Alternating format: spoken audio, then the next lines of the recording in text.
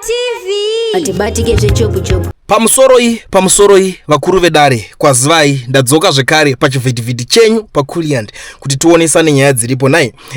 Pane nyaya iri kunetsa panapa, nyaya yavageza irimo mudariro iyi. Saka panapa achazoitika spokesperson wapresident Emmerson Mnangagwa auyawo ari kubata maoko ipapapa. I know kuti vanhu makumutukire handisi kunyatsonzwisisa, but pamashoko ake it's always good kana muchida toanalyze toita sei, but since tichiri pakuchema asi zvinhu zvekuti tingaramba tobva tatongotaura kuti ningi wauyirei ipapo, ningi wazenge uchizvitaurirei, it's not good kuti tinge tichidaro. But mashoko avo vaJoji Charamba panapa vari kuti above all else we are still human. We don't celebrate the demise of a fellow countryman and human being. We acknowledge the sad passing of Comrade Blessed Geza and we mourn with the Geza family during their time of grief. May he so rest in peace. Ndo mashoko ari kutaurwawo naJoji Charamba, but inini honestly kutaura chokwadi cheko chisina kuputsa ukama. I think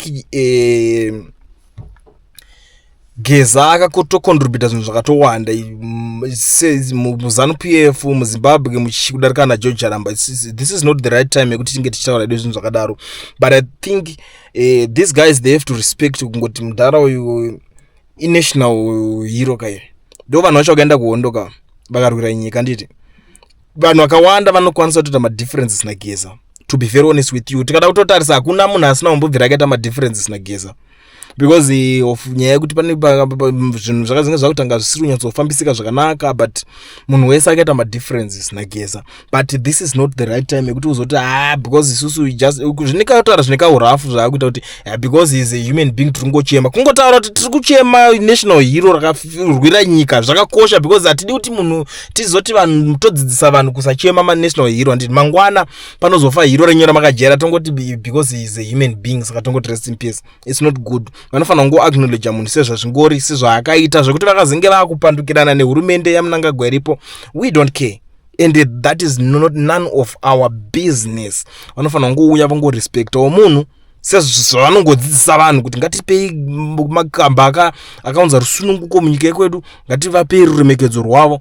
It's always good kuti ruremekedzo rwavanhu vese rukaramba ruchingobudiswa ruchingounzwa. Tinoramba tichibudirira senyika tichienda kumberi, respect tichiramba ichingoenda, but kuda kuti because it's just a human being, because we don't celebrate chinchi, kuda kunyebedzera kuda kunyeba kuchema munhu uchida kuita akakuhwanda uchinyebera kutya unge uzonzi wachemerei naye. I don't think kuti kune anotomborambidza munhu kubata maoko. I don't think so. Ingachamisa angobatawo maoko wani. Ko imimi vanhu kuzanu PF, what's your problem? Chingoitai mese tikuzviziva kuti vazhinji hamuna mawo credentials, but Geza anga anawo mawo credentials.